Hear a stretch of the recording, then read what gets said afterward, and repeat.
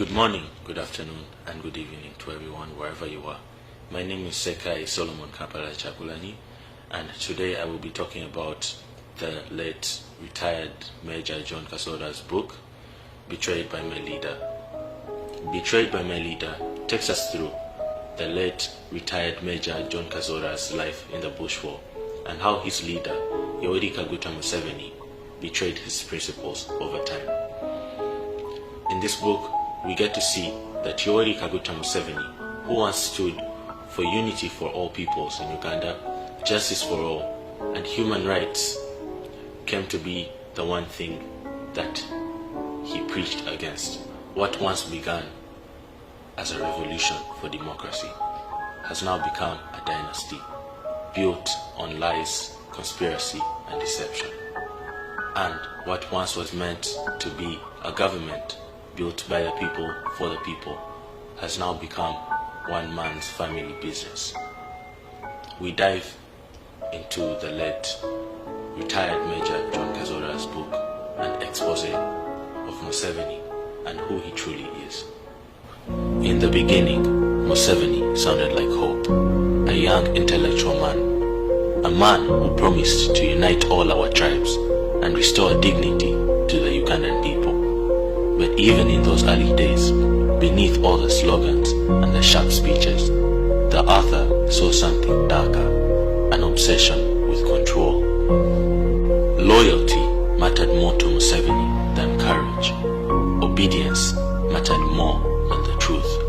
And the very methods used to win the war, secrecy, manipulation, and the silencing of all their enemies, became the blueprint for the dictatorship that followed. He became the very thing he swore to destroy. When Museveni came into power in 1986, Ugandans celebrated. They thought that the tyranny was over. Songs of freedom filled the air, but the honeymoon was very short-lived. Shortly after, all political opponents to Museveni either disappeared or were incarcerated. Let's speak facts. Museveni abolished political parties.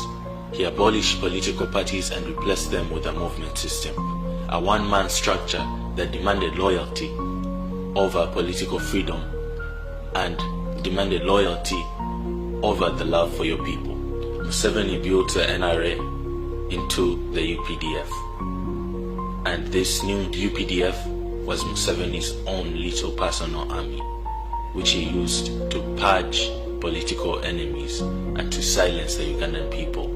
Anyone that came up to say anything against Museveni was immediately silenced. Even his own comrades, the likes of Besigye, Sejusa, and Mushega, all were silenced. Some were exiled, jailed, and some were even killed.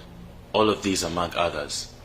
These were the tactics that Museveni used to intimidate and silence the Ugandan people right after he came into power. This is how Museveni has held power for such a long time. By the mid-90s, the Bush Wars dream was now gone, rotten. The 10-point system that Museveni and his comrades had built early on in the struggle that put forward democracy, the advancement of society, and the well-being of the people was now down, and a new system that based itself off bribes, intimidation, and killings was put in place, not to ensure the well-being of the people of Uganda, but to ensure the longevity of Museveni's government, to leech and milk Ugandans for as long as possible. The revolution was over. Now the regime had begun. Museveni's Uganda runs on surveillance and silence. The Chieftaincy of Military Intelligence, CMI, the Internal Security Organization, ISO, and the Special Forces Command, SFC, all of them function as extensions of one man's paranoia. Safe houses became torture chambers. Citizens vanish in the night. Journalists are beaten for filming the truth. and opposition leaders are arrested for daring to speak. In this Uganda, you do not need to commit a crime to be imprisoned. You only need to think differently. This, my brothers and sisters, is how the revolution eats its own children. While the people are controlled by fear, Museveni builds a dynasty behind the curtains.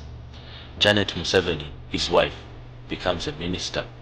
Relatives control security, intelligence, and finance, and his son, General Muhoozi Kainerugaba, is quietly groomed to inherit power. And then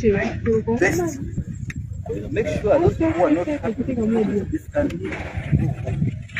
Right? Are we together, my friend? Now,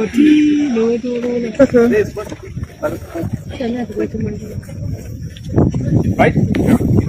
Basically, all people who he has been with. Are we together?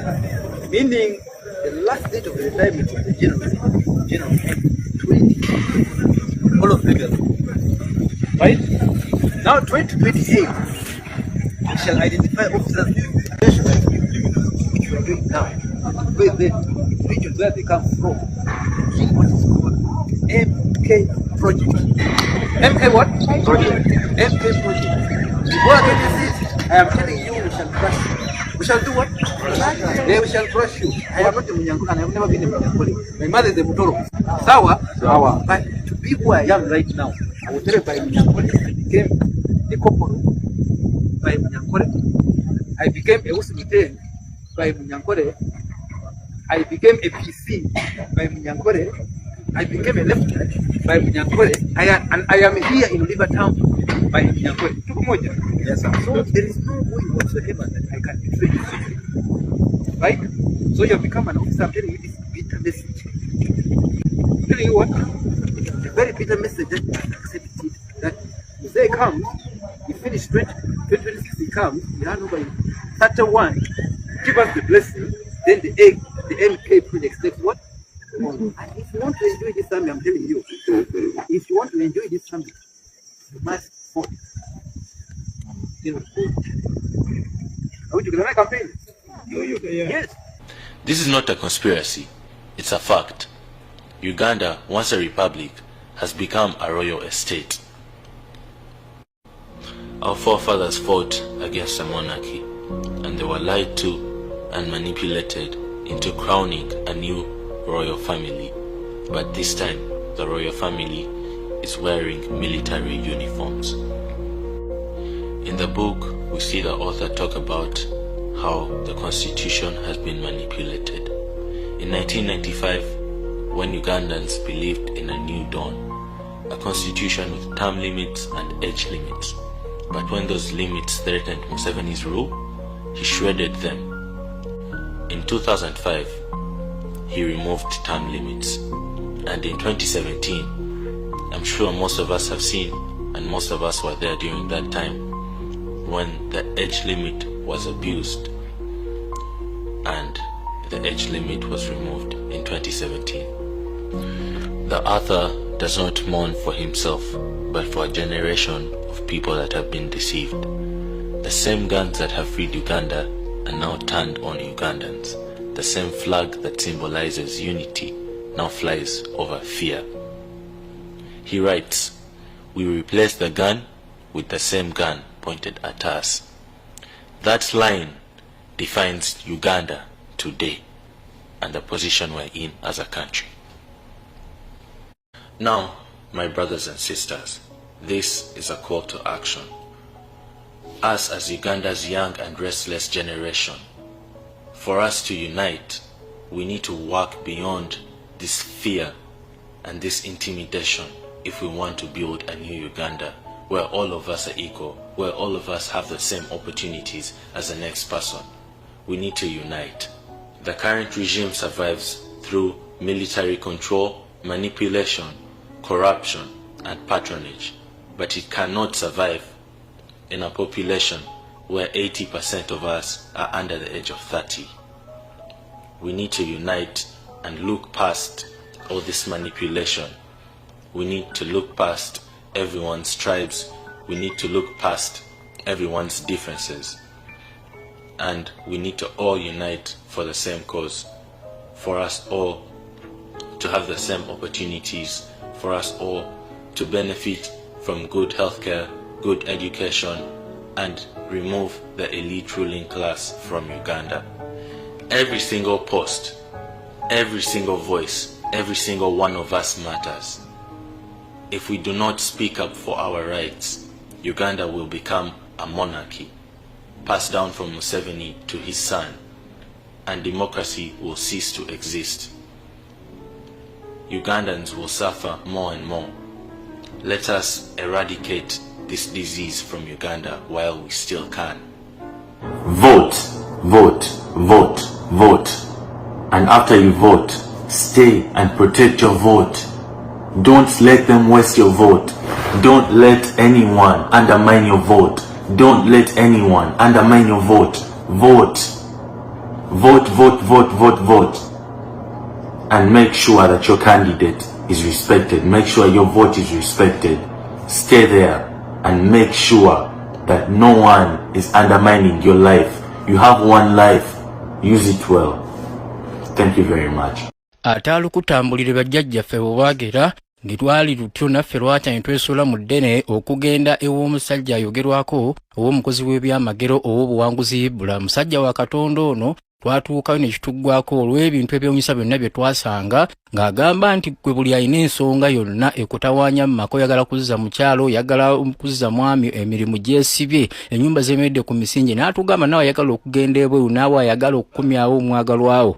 Akugamba nti ekintu kimu olumala okukolerako wano ewakanga bwolaba akutwala ate n'akutwala ku luzzi lugambibwa oluliko ekikondo kyosibako ebizibu byo okugeza emirimu gyesibye oyagenda bweru oyagala passport bakubba oyagala kukomyawo bya bubbi. Akugamba nti musajja Katonda wamala okunaazako ku luzzi olwo n'okomawo wamma ggwe buli kimu kiba taratibu gw'abadde anoonya emirimu ogifunirawo abadde anoonya omwagalawo omufuna eyakubulako akomawo akomezaawo ebyakubbibwako ayagala okugenda ebweru alemedde ebweru ng'oyagala kukomawo n'ayagala okukuza ku mulimu onoonya mulimu buli woogenda tofuna. Musajja wa Katonda 07 6 4 7 7 3 4.